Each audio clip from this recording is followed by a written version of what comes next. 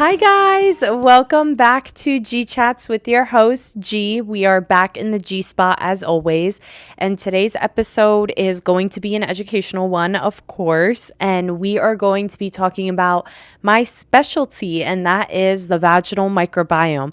I felt like it was very important to have at least an episode that I could reference forever to say, like, this is the information that you need to know about what is a healthy vagina. So today's episode is going to be all about the vaginal microbiome and what makes it healthy. What do you need to know about having a healthy vagina? Why is it beneficial? How do you keep it healthy? All of those things. So it's just all about the vaginal microbiome. And I really think it's important for this video to be out there in the world and for this information to be out there in the world. So it's probably not going to be a super long episode. I'm shooting for it to be about half an hour, so it shouldn't be too long, but we will see, because I could ramble about this all day, all night. So without further ado, let's get right into the vaginal microbiome. All right, so let's start off with the discovery of the vaginal microbiome. So you might be thinking, like, how did we even discover the vaginal microbiome? And if I'm being honest, the crazy part is when I started my journey in studying the vaginal microbiome, there were so many research papers. I mean, so many. I still, till this day, have an entire folder of all the research papers that I have saved, because sometimes people are like, oh, the research isn't in depth enough. There's not enough studies. No, there is. I just don't think that it's been public knowledge and that people know about it. So science has been showcasing how important the vaginal microbiome is for overall, or a healthy vaginal microbiome, and how important it is for overall female reproductive health. And unfortunately, I just don't think that it hit like mainstream platforms until honestly recently. I started studying it in 2020 around COVID. That was my junior year of college, and that's kind of where I started getting in the lab and researching all this. I'd say 2019, 2020. And I don't remember any mainstream news outlet or companies or anybody like talking about probiotics. Like it honestly was not a thing. So I think now I see it so much more, especially with like TikTok and stuff like that. It's all over the place. You see it all the time. But that wasn't the case like just 5 years ago. So that most definitely wasn't the case even 10 years ago or 20 years ago. So even though research has progressed and there's substantial research highlighting the role of a healthy vaginal microbiome, it wasn't always the case. So in the early 1800s and early 1900s, before microbiology, doctors didn't obviously understand why some women had chronic infections while others didn't. So that's obviously something in the very beginning. It's like, okay, we know BV is characterized by a fishy odor, and maybe they didn't understand exactly what BV was at the time. But what they did know is that, okay, there's some women who are dealing with this chronically. Why is that the case? But then other women are completely fine. There's no issues. Like, what's the difference here? And that kind of started the questioning and the confusion. In the late 1800s, a German gynecologist, Albert Doderlein, discovered a rod-shaped bacteria in the vaginal canal of a healthy woman. And he noticed that women with these bacteria were less likely to have infections, and he named them Doderlein bacilli, which we now know as Lactobacillus. So that's interesting that he recognized very early on, like, hey, let me sample all of the healthy women versus the unhealthy women. And by healthy and unhealthy, I literally just mean those suffering with infections and those without infections, and making that connection like, hey, there's this red rod-shaped thing under the microscope that's popping up in the healthy vaginas that's not found in the unhealthy vaginas. So this is where he recognized, like, okay, this is a bacteria and this must be protective. And that kind of started the evolution of what we know today as Lactobacillus. And so the mid 1900s led for microbiome research advances, which is very, very exciting. So by the 1950s, researchers linked vaginal infections to disruptions in these bacteria, but they still didn't fully understand how the microbiome worked. It wasn't until the 2000s and the rise of genetic sequencing that scientists fully mapped out the vaginal microbiome and identified the key species of bacteria that dominate it. So this leads into what a healthy vaginal microbiome is. So what exactly is the vaginal microbiome? So you have to think of the vaginal microbiome as a community, essentially. And it's a community of both good and bad bacteria. So good and bad bacteria does uniquely exist in the vaginal microbiome, and it refers to all microorganisms, bacteria, fungi, viruses, everything within the microbiome. And they live in this very specific environment, which in this case is the vagina. So unlike the gut microbiome, which thrives on diversity, the vaginal microbiome is at its healthiest when it is dominated by one singular type of bacteria. And that bacteria is known as Lactobacillus. So the key features of a healthy vaginal microbiome are that it's dominated by Lactobacillus. It has a healthy vaginal pH of about a 3.8 to a 4.5. It produces or has the production of lactic acid and hydrogen peroxide, which are antimicrobial, and they kill off harmful pathogens. And they, in turn, prevent things like yeast infections, UTIs, and BV. So that's like what a healthy vaginal microbiome is characterized by. And so now let's talk a little bit about the role of Lactobacillus in vaginal health. So how does Lactobacillus, you might be thinking, protect the vaginal microbiome? So let's get into, and this is where I really want to stress and emphasize this podcast around, is the true actual science of how Lactobacillus works to protect vaginal health. So we need to talk about estrogen, glycogen, and the fuel for Lactobacillus, because as with any bacteria or fungus, there needs to be food for it to survive. So let's get into that. Estrogen, and a lot of people don't know this, plays a critical role in vaginal health. So during our reproductive years, when we go through puberty, estrogen levels are high. They're at their highest. We're at our reproductive age, and this directly impacts our vaginal microbiome. So estrogen stimulates the production of glycogen in the vaginal epithelium, which is the vaginal lining. So once you hit puberty, now your estrogen is going up and it's rising. This starts to stimulate the glycogen in the vagina and in the epithelium, which is good because glycogen is a polysaccharide, a stored form of glucose, and it serves as the primary fuel for Lactobacillus. So when you have healthy, balanced estrogen levels, you are directly fueling Lactobacillus with the help of this polysaccharide known as glycogen. So you might be wondering, like, okay, why is glycogen important? And that is because the vaginal epithelial cells naturally shed.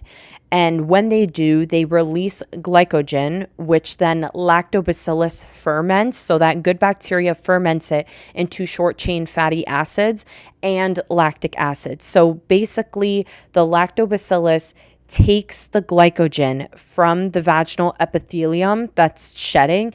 It takes that glycogen and essentially converts it. It ferments and converts it into short chain fatty acids and lactic acid. And this directly lowers vaginal pH to around a 3.8 or a 4.5, somewhere in that range. And that makes it inhospitable for harmful pathogens, including BV causing bacteria, UTI causing bacteria, and fungi that causes yeast infections, vaginal yeast infections. So this acidic environment makes it almost impossible for bad guys, bad pathogens, whatever their form is, bacteria, fungi, it doesn't matter, to thrive in this acidic environment with lactic acid and these short chain fatty acids. So Lactobacillus, as I mentioned, does produce lactic acid, but it has two key substances. So the lactic acid, as I said, ferments glycogen into lactic acid and maintains the low vaginal pH that kills harmful bacteria. Now, as I mentioned, lactic acid is being produced from the vagina. Lactobacillus produces the lactic acid by this mechanism, and this is mainly what attributes to the acidity in the vagina. But short chain fatty acid production is also super important because it regulates the immune responses and it reinforces the vaginal epithelial barrier. And that's really important. I think what a lot of people forget is you have to, and I talked about this in the last episode, but think of your skin barrier, right? During 2020 COVID, people were using AHAs and BHAs like it was nobody's business, right? And what we learned from overusing those kind of things was that you damaged the skin barrier. The unique part about lactobacillus and its byproducts like short chain fatty acids and like something like acetate is that it strengthens the vaginal epithelial barrier. So it's the same concept as your skin barrier, but good bacteria not only keeps the vagina acidic, but it literally makes the vaginal barrier, the epithelial barrier, strong and healthy. And that's what's important. We've learned now in skincare that if you have a strong, healthy skin barrier, well, then you're less prone to wrinkles and breakouts and dryness. Like if you regulate your skin barrier and make sure that that is strong and healthy, well, then you kind of resolve all of the other things. A lot of times people are getting breakouts and all of those skin issues because they have a weak and compromised skin barrier. The same applies to the vagina. When you don't have those good, healthy bacteria in the vagina, your barrier is thinner, it's weaker, it's more susceptible to bad guys invading and causing issues. So the short chain fatty acids directly helps with the regulation of the immune responses and reinforces, aka strengthens, the vaginal epithelial barrier. Additionally, certain lactobacillus strains do produce hydrogen peroxide, and hydrogen peroxide is super toxic to many anaerobic bacteria and pathogens. And if you didn't know, most of the bacteria that causes BV, like Gardnerella and Prevotella, they're anaerobic bacteria. So this kills off this mechanism. Having this hydrogen peroxide in your vagina does kill off things like Gardnerella and Prevotella. So again, you have just this inhospitable environment for these bad guys because you have lactic acid protecting you, you have these short chain fatty acids, you have hydrogen peroxide. So you are just keeping your vagina acidic, you are keeping it antimicrobial against the actual harmful guys, you're keeping it moist, you're keeping it healthy, thick, elastic, like literally everything that your vagina needs to be healthy, you have it just because of these good guys. So that should emphasize to you that having good bacteria in your vagina is the key. It always has been and it always will be. So that leads directly into, okay, what happens when the microbiome is imbalanced? And that is known as vaginal dysbiosis. And that is when the microbiome just falls apart, to put it short. And a dysbiosis is an imbalance in bacteria that leads to infections and irritation. So as I mentioned, if you don't have this strong barrier, again, you can have irritation the same way you can on your skin, and that's where you can have micro tears, dryness, and all of those issues. Having a healthy vaginal barrier and epithelium is super important to keeping the vagina moisturized and bouncy and elastic. So unfortunately, when you don't have these good guys in your vagina, you are susceptible to bad guys taking over, and these bad guys cause irritation. They cause redness. And that's why a lot of people with yeast infections, you're having a response to that inflammation, which is itching, burning. You're having those symptoms because there is an imbalance. There's this dysbiosis. And if you didn't watch my BV video, you should know, and I want to say in this video, that BV is an imbalance in the vaginal microbiome that is characterized by a deficiency of lactobacillus and a plethora, aka too much of disruptive bacteria like Gardnerella and Prevotella.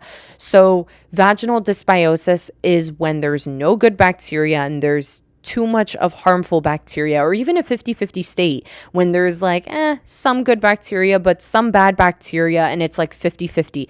Your good bacteria needs to dominate. That's what makes the vagina healthy. It has to dominate. If it's not dominating, then it's not at its healthiest, and that is dysbiosis. So you might be thinking, okay, what causes the loss of this good bacteria? There's a number of things. It can be the use of antibiotics. They're almost always the common culprit. And that's why so many of you, if you have, let's say, an ear infection, or you just had surgery on, let's say, your hip, you got a hip replacement. And usually what they do is they will give you antibiotics after a surgery as a prophylaxis, which basically just means a preventative measure. And basically what they're trying to do is just prevent your body from having an infection. And when you use antibiotics, even if you are using antibiotics for a different infection like strep throat, well, unfortunately, antibiotics are usually broad spectrum, meaning that they don't just attack one singular bacteria. They attack a large group of bacteria, and that usually includes good bacteria. And when you kill that good bacteria, now the bad bacteria can just take over and cause problems, unfortunately. Another thing is unprotected sex, but not just the act of unprotected sex, but more specifically, the ejaculation fluid. So seminal fluid does have a rather high pH of sometimes around an 8, and your vagina, as I mentioned, needs to be between a 3.8 and a 4.5.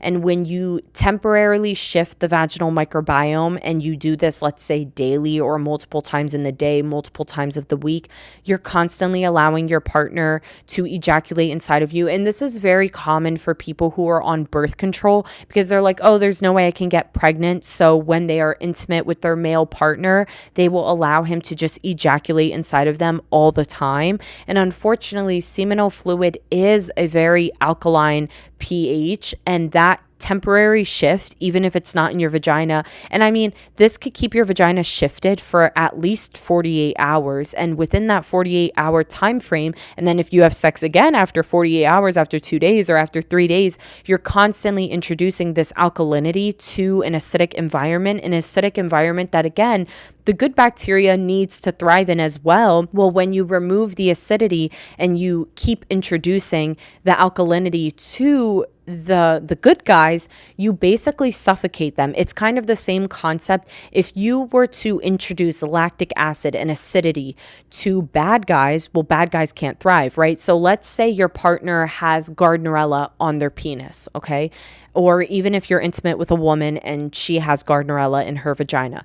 The point is that if you have an acidic, healthy vagina dominated by Lactobacillus, and you get Gardnerella introduced into your vagina, that Gardnerella is not going to do anything, because you have a dominating presence of good bacteria that's going to protect you. And that Gardnerella is not going to be able to survive with the acidity that's present. The same thing applies. How do you expect Lactobacillus and good bacteria to survive if you keep introducing it to very high pH levels? You're going to suffocate it. So you're going to kill off good bacteria if you're constantly allowing your partner to ejaculate inside of you. You really need to communicate that with your partner. And if they're not understanding, like, there's science involved in this, and ejaculation fluid does absolutely shift the vaginal pH. So just keep that in mind. And then, of course, hormonal changes like your menstrual cycle, pregnancy, and menopause, they all affect the vaginal microbiome, because they all affect estrogen. And that's super important to remember. That's why we see so many people who are pregnant, who are suffering with vaginal infections, people who are going through menopause and they have increased UTIs, BV, yeast infections. And same with people who have very regular menstrual cycles, aka me, your host. I have very regular menstrual cycles, and my very first urinary tract infection was while I was on my period. And I never connected the dots as to why it randomly happened until I realized that I was most susceptible to a UTI, BV, or yeast infection around my period. And why is that the case? Well, because when you're about to get your period, your estrogen dips. And when your estrogen is at its lowest, the lactobacillus loses its energy source, aka the glycogen, from feeding it. And that makes lactobacillus susceptible to die off every single month. So Every month, you are susceptible to a UTI or BV or a yeast infection if you have very regular cycles, and that's all because the good bacteria cannot survive if there's not enough glycogen, and you naturally lose that glycogen supply because your estrogen plummets every single month. So it's just really important to keep that in mind because you are susceptible around your period. And I feel like a lot of people don't know that, to take precaution and just be extra careful around that time with your vaginal health. It's very delicate, it's very sensitive, anything can throw it off, so you need to be super careful. Another thing is douching and harsh cleansers, which is another thing that you need to keep in mind during your period. I feel like a lot of people like to get really fancy with how they clean their hoo-ha around their period, and you don't have to change anything or make any special changes. Douching and harsh cleansers strip away the protective bacteria. Your pH is already elevated during your period because menstrual blood has a higher pH. You don't want to use anything harsh. I know a lot of people love just like using tea tree oil around the time of their period, but like it's just unnecessary. You don't need it. Tea tree oil can literally strip away good bacteria. So you don't need anything harsh or fancy that's going to further reduce good bacteria. You're probably already going to lose some good bacteria while you're on your period just because of the natural pH change, but continue taking your probiotics orally, and when you're done, if you want to insert a probiotic suppository, then fine, but that's all you need. Is just, the key is focusing on supporting and feeding the good bacteria, not further stripping it out. And then also diets that are high in sugar, you have to be very careful because those can feed Candida albicans, which is the pathogen that's responsible 99% of the time for vaginal yeast infections. So just be really careful of how much sugar you are taking in your body. Also be very careful of any like lubricants that you're using or anything that you're using to be fun during sex. Some people, like, I know, if you use like whipped cream or you're using things in your refrigerator, to each their own. I mean, do what makes you feel comfortable, but just be very careful. I know there's some lubricants that are like made from honey and it has sugar. Just be very careful because if you're inserting that into the vagina, you could be directly feeding any yeast that's living in small amounts in your vagina. You could be feeding it, and that's going to cause it to thrive and flourish. So let's talk about, as I mentioned, the key is to feed good bacteria always. So let's talk about how to maintain a healthy vaginal microbiome and science-backed ways to support vaginal health. Well, number one is with probiotics. So you should be thinking to yourself like, okay, at this point, if I know that in order to keep my vagina healthy, I need to give it good bacteria, how do I do that? Well, that is through probiotic supplementation. And so not all probiotics are made the same. They're just not, unfortunately. And one of the key things to remember when it comes to probiotics is that a lot of the ones that you can find on the market at the store, they are not made properly. And when I say made properly, a lot of the probiotics are oral probiotics. Now, when you think of a probiotic and taking it orally, you must be thinking, how does it get to the vagina? Well, it gets to the vagina by your butthole. If you're taking it by mouth, it's going to get to your vagina by your butthole. Now, let me explain. You have a GI tract, okay? And when you take it by mouth, it has to go through the esophagus, and then the first thing it hits is the stomach. And once it passes through the stomach, it's going to go through your intestines and the colon, and then it comes out through your poop. But in the process of coming out through your poop, it has colonized. It's being fermented and it's growing in the colon. So it's not like you just like pooped it out. The nutrients and like what it's doing and where it's growing will always then be in your colon. So when people say gut health is your colon, your intestines. That's gut health, not your stomach. Your stomach is where it's super acidic. And that is where 99% of the probiotics that you find at the store, this is where they die. This is where they don't make it and they don't work. And I know a lot of doctors, a lot of gynecologists, a lot of urologists will say, oh, probiotics don't work. And they're not wrong. That statement's not wrong because many of the ones on the market don't work. And that is because they cannot survive the stomach's acid. So your stomach is insanely acidic, very acidic. It's one of the most acidic parts of the human body. And this makes it really hard for probiotics to survive in this environment. Now, given that scientists said like, okay, probiotics are necessary for the vagina, but how can we get them there? They need to be made in a very specific way to be able to survive the stomach's acid. So not to plug or gloat about with Meraki Co., but being a biomedical engineer, I considered this and I said like, a probiotic's not going to work if it doesn't make it to the colon and to the vagina. Like it's not going to work if it doesn't survive the stomach's acid. It's got to survive the stomach acidity. So how do we do that? Well, we used a specific bioenhancing technology to make sure, so basically modified the strain and gave it a type of protection to make it survive the stomach's acid. Because if it survives the stomach's acid, it will make it to the vagina. That's what's important. I wanted to make sure that if you're going to be spending $35 a month, you better be taking something that works. And with Meraki Co.'s does work. And beyond that, so beyond surviving the stomach's acid, another thing is once it starts to grow in the colon and in the intestines, well, you want to feed it. And we've done this by feeding it with prebiotics. So there's a lot of probiotics on the market that do not have prebiotic fibers. Another thing is there's a lot of probiotics on the market that don't have enough good bacteria. So you'll sometimes see like probiotics that have 1 billion CFU or 2 billion or even 5 billion. And if I'm being honest, guys, it's not going to make it to your vagina. Like 5 billion CFUs, 1 billion CFU, it's not going to make it. And I see so many brands that market their product for like $29.99.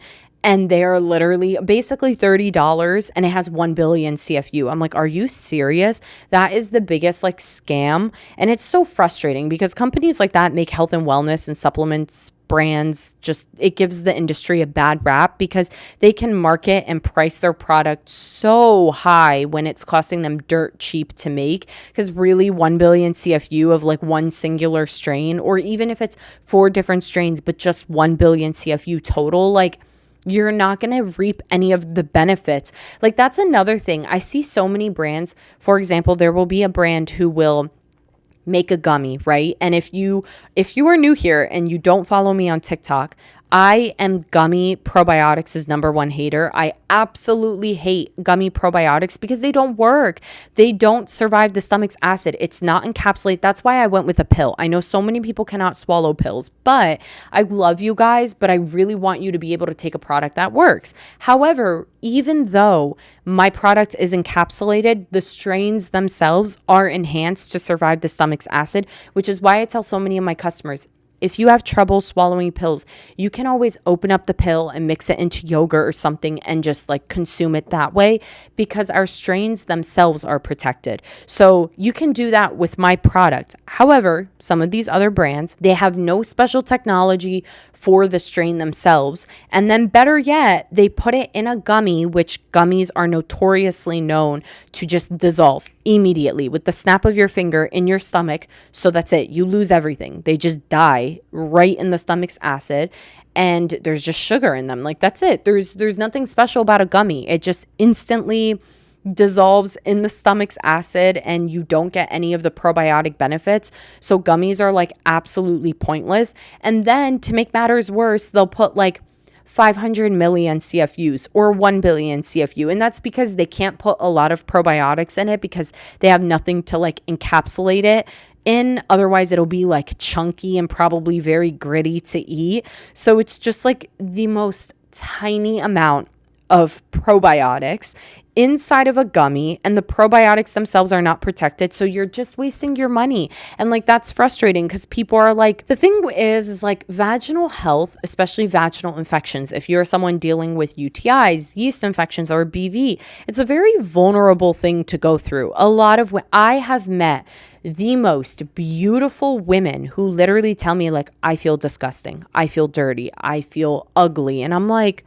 girl, you are a beautiful human being inside and out. You are just having an issue within your vaginal microbiome, and that is okay. It's so common, and believe it or not, it is so common because of the lack of education, because these conversations don't happen. It's so stigmatized that then when you're having an infection, you are made out by society to be dirty or disgusting or stinky. And it's like, there's a reason that this is happening, and that's because there's not enough education on this topic. And then better yet, there's not enough quality products to help support this, which is why I created With Meraki Co.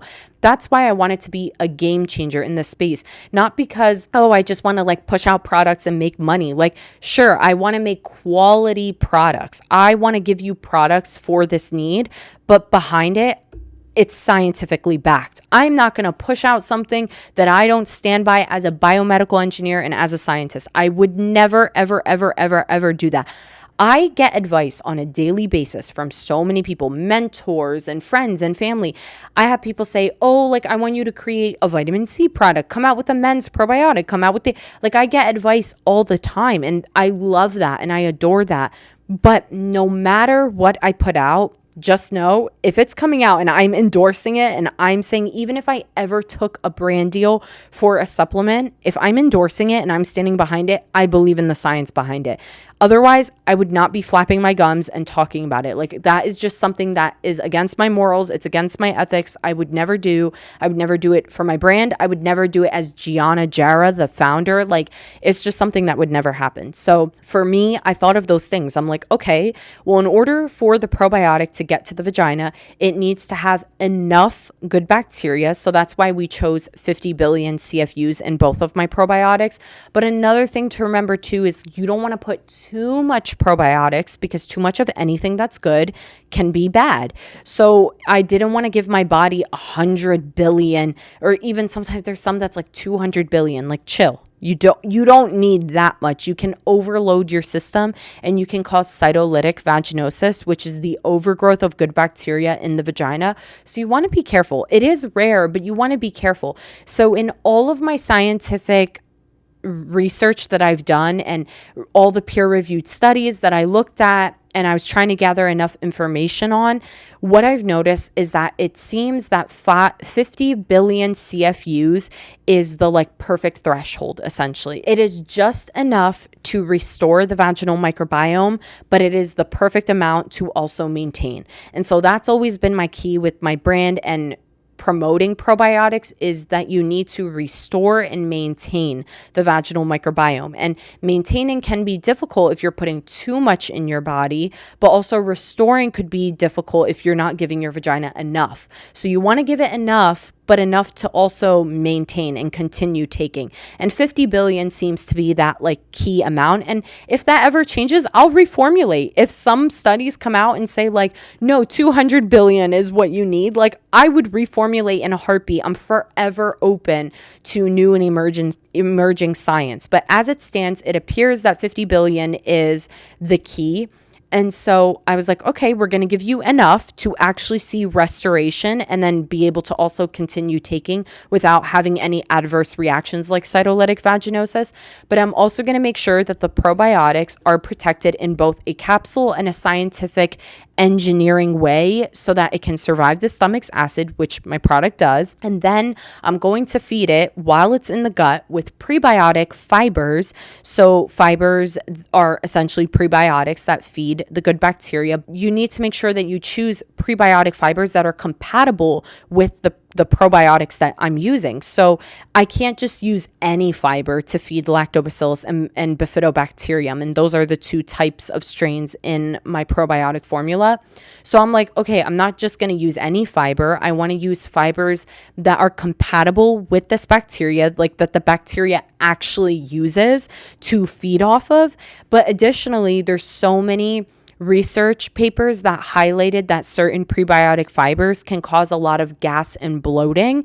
And that was actually something that I noticed when I was working at my university bookstore. And I told the girls, like, you guys should be taking a probiotic. And at the time, I didn't have my business. I started taking a probiotic on the market. And the fiber that was in it was none other than potato starch.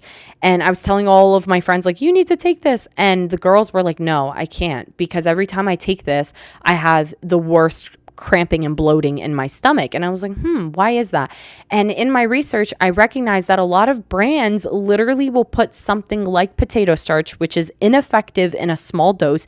You need over 1,000 milligrams of potato starch for it to actually feed Lactobacillus and bifidobacterium. And these brands are putting like 400 milligrams or even 500, but it's not actually feeding the good bacteria, but it's giving you gas and bloating and cramping in your stomach. But guess what they can do? They can mark it on their bottle, oh, this is a prebiotic and probiotic formula, because they're using a fiber. So they can say it's a prebiotic formula, but the prebiotic sucks. It's giving you adverse side effects like bloating and gassiness. And it's also not even feeding the good bacteria. And that's what I didn't want to be. So I was like, all right, I'm going to find prebiotic fibers that are effective in a small dose, but they also are compatible with the good bacteria. And that's what led me to my prebiotic criteria of what I wanted in my formula. And so ultimately you cover all bases of like, okay, this is what it needs to actually feed the good bacteria and support the gut, and then in turn support the vagina. So how it gets to the vagina then is once it colonizes the intestines and the gut, you then, yes, you're going to poop, but it's not the actual poop that's going to affect the vagina. It's the rectal mucosa. So your rectum and your butthole, like, it has a mucosa the same way your vagina has a mucosa and your mouth does and your eyes. Like, there's a mucosa there. And this mucosa is always super connected to the vagina. And what we've been noticing as scientists is a lot of people who suffer with recurring vaginal yeast infections, a lot of them have yeast growing in their gut. So there is this connection between the gut and vagina axis, and their microbiomes are tied together. So if you have yeast growing in your gut, chances are you have yeast growing in your vagina. And so that same mechanism applies for good bacteria. If you have good bacteria growing in the gut, you probably have good bacteria growing in the vagina. And that's key to remember. So from there, it'll populate in the rectal mucosa. And because our holes, the proximity of our butthole and our vagina are so close together, well, the rectal mucosa is going to ascend to the vaginal mucosa via the perineum space, which is the space between your vagina and your butthole. So that is how the bacteria climbs and gets to your vagina. That's how the good bacteria does it. That's how the bad bacteria does it. That is just how it works. And that is why women are more susceptible to urinary tract infections, because we have our butthole and our vaginas super close together, and the urethral opening is right there. So the rectal mucosa, if there's E. coli and the itsy bitsy spider climbs its way to the vaginal opening, well, it's going to climb up the water spout, and the water spout is your urethra because it's right there. So that is where the bacteria comes from. It's from your rectal mucosa, not like necessarily the poop itself. Sure, it'll be in your poop, but it's more specifically in the rectal mucosa. So ultimately, the key to maintaining a healthy vaginal microbiome is, yes, take your probiotics, a quality one that you're not wasting your money on, like with Clarity or with Harmony. Also, avoid antibiotic overuse if possible. It's just never good for your body. And if you do need to take antibiotics, because there is a time and place against antibiotics, I'm never going to tell someone, oh, don't take antibiotics, like use oregano oil or garlic as a natural antibiotic. No, there's a time and a place. If you need antibiotics, take your antibiotics, but please, please, please follow up with probiotics. You need to restore your microbiomes, both your gut, if you're taking an oral probiotic, you need to restore both your gut and vaginal microbiomes of good bacteria. And you do that through probiotic supplementation. Also, minimize your sugar intake. Obviously, sugar in general is not super healthy for you, but just be careful, because a high sugar intake can not only affect the bacterial content in your gut and in your vagina, but it also can mess with your blood sugar, which in turn can mess with your estrogen, because insulin is a hormone. And when you mess with one hormone, you mess with the other hormones. So messing with insulin and insulin production can in turn mess with estrogen and your androgens, and you can further throw off indirectly your vaginal microbiome. Another thing is just be careful of the condoms and pH balancing lubes and stuff like that. Just be careful of the sexual products that you're using. Spermicides, some spermicides do kill off good bacteria. So just be careful with spermicides, be careful with certain lubes, be careful with the condoms that you're using. And also, just constantly stay hydrated if you can to continuously flush your urinary tract. If you're someone who struggles with urinary tract infections, try to have a balanced diet, but don't feel like, oh my God, you eat cake for your birthday and you're going to get a yeast infection, or you're going to drink a soda and you get a yeast infection. If you are someone who feels like that, it's likely that the issue is already there and it's dysbiosis, that you don't have a balanced microbiome. So you need to get to balancing it. So once you do balance it, drinking something like a soda is not going to just suddenly trigger a yeast infection if you restore and get the good guys in your vagina and you maintain those good guys. So that's ultimately all I wanted you guys to know about the vaginal microbiome and the key takeaways. And why it's super, super important. It's also very important because good bacteria and having a healthy vagina assists with fertility. So if you are trying to get pregnant, you're more likely to get pregnant if you have a healthy, balanced vaginal microbiome. You're also more likely to carry a healthy baby. So a lot of people don't know this, but when you do have dysbiosis and imbalance in your vaginal microbiome, you are subjected to an increased risk of a premature birth, a low birth weight baby.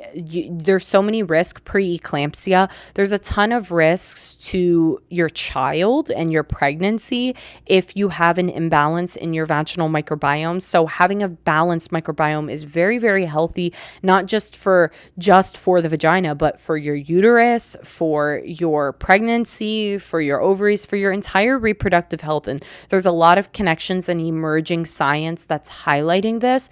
So please take charge of your vagina, not just because you want it to smell and taste good, but because you care about your reproductive health. It directly helps with the cervix and the health of your cervix. It helps with the endometrium, which is the uterine lining. So there's a connection that if you have a healthy vaginal microbiome, you're more likely to have balanced hormones, because those with imbalanced hormones have an imbalanced microbiome. So there's just a lot of positive things that come with having a balanced, healthy vagina. So please put your vagina first. You could do that with a good quality probiotic like with Meraki Co's.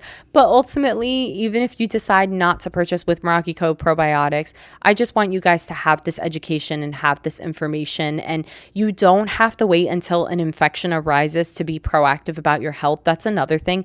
I feel like a lot of people think that they need to take probiotics when they have an infection, when they're struggling with BV, when they're struggling with a yeast infection. Guys, no.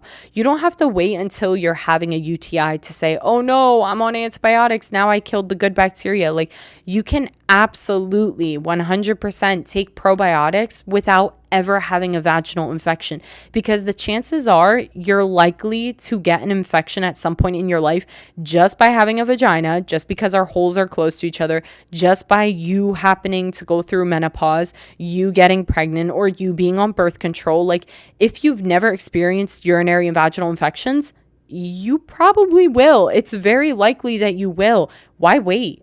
Like, why wait to start suffering? And there is a reason why it's so hard to get rid of infections, because emerging science is showing that once you get one infection, biofilms can form, and then there's just this like trickle down effect. You might be resistant to antibiotics. So it just in general might be more difficult to heal after getting an infection. So like, why wait?